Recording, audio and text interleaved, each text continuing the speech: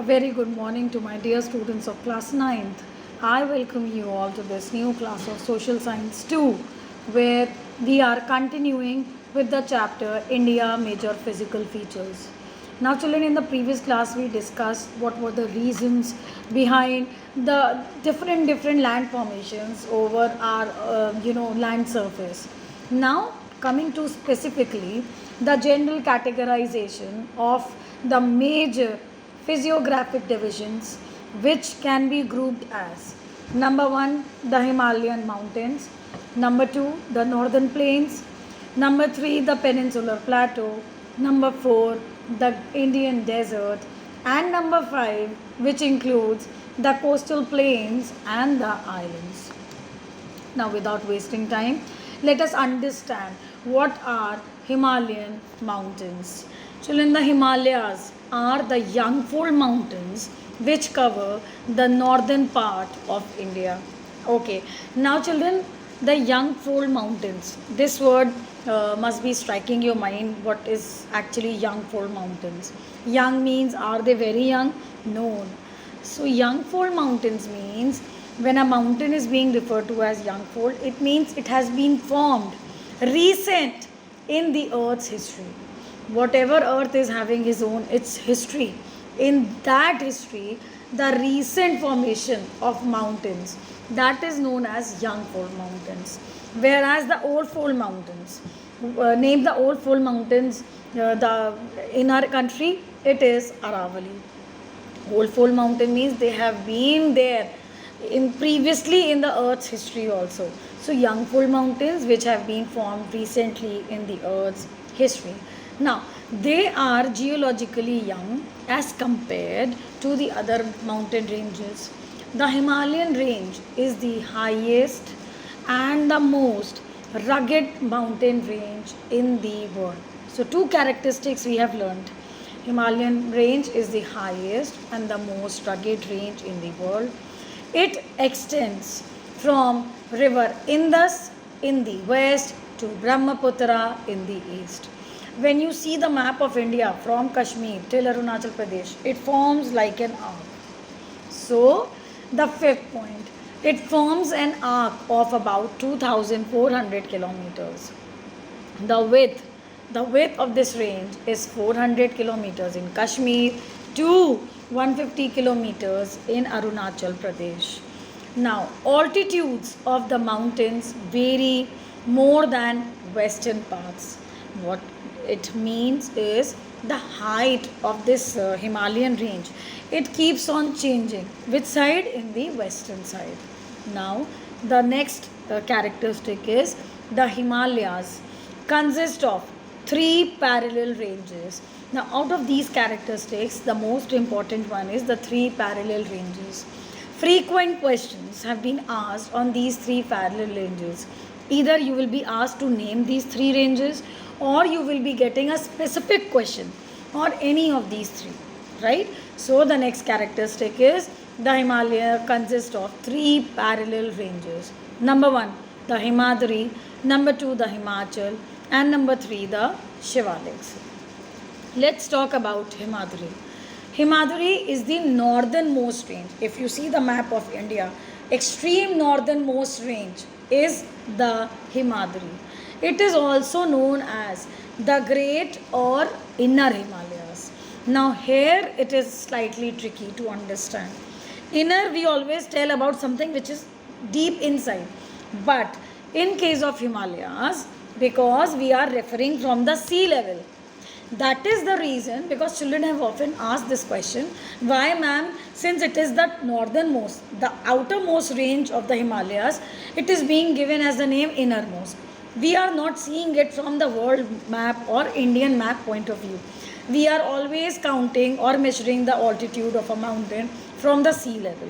So, if we see from a lower ladder, the extreme innermost range will be the most northernmost range. Okay?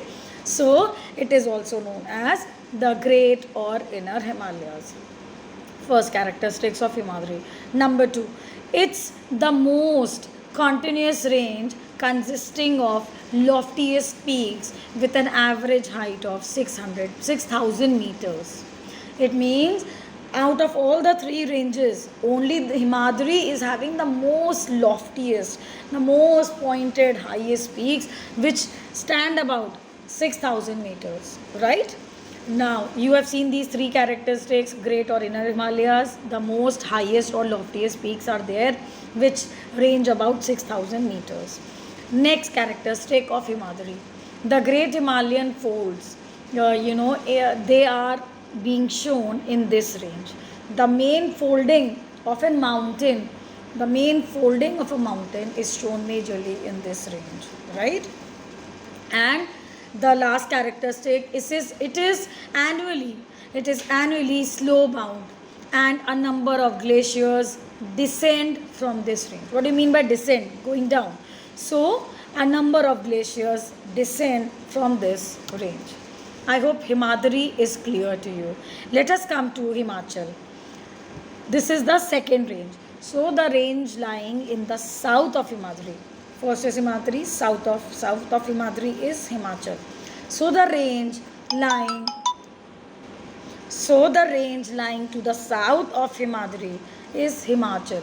So they are also known as Himachal or Lesser Himalayas. That was the inner Lesser Himalayas. Okay. Now the compressed and altered rocks, which range from 3,700 to 4,500 meters. Now, since this is the second range of these parallel ranges, the height of these ranges vary from 3,700 to 4,500 meters, right? And the average width, in the previous we saw, what was the average width, of the Himadri? What was the average width? It was highest because loftiest peaks were there. But Himachal is having 50 kilometers width, while Pir Panjal range forms the longest and the most important range of Himachal. Okay. Now, the Dhauladhar and Mahabharat range are also prominent ones. If the question comes, name the important ranges of Himachal, you will write Pir Panjal, Dhauladhar or Mahabharat. Second way of asking the question, in which range of the Himalayas does Pir Panjal lie? In which range of the Himalayas does Dhauladhar or Mahabharat range lie?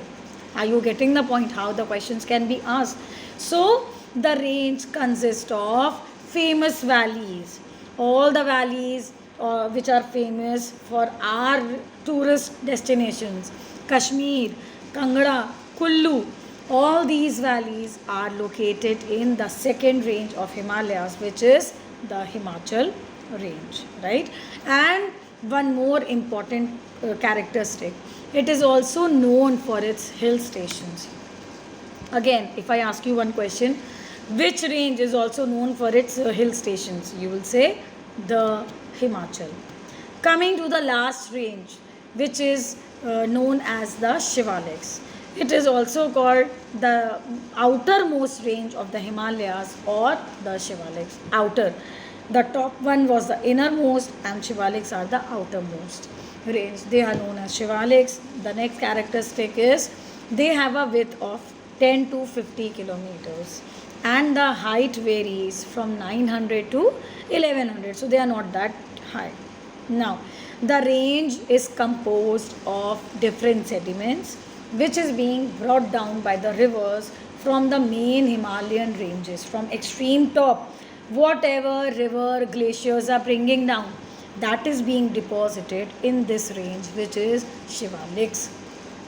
These valleys are covered with thick gravel and alluvium.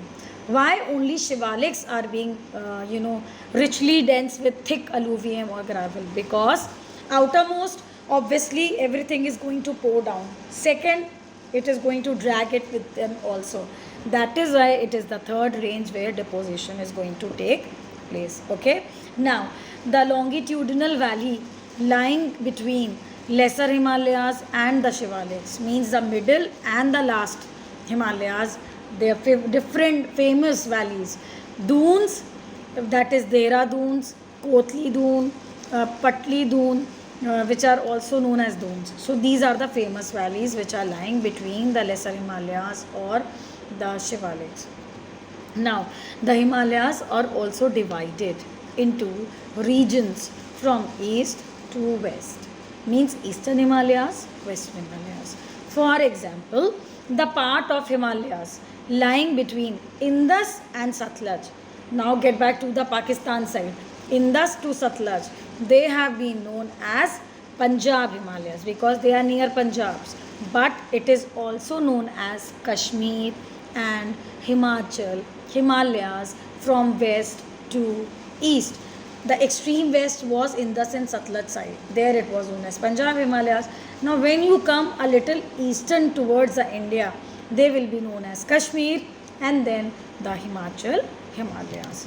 So that's all for the first physical feature, which is the Himalayas. We will continue with the northern plains in the next class. Thank you so much, children. Have a nice day. Take care and do read the chapter and get back in the next class. Take care. Bye-bye.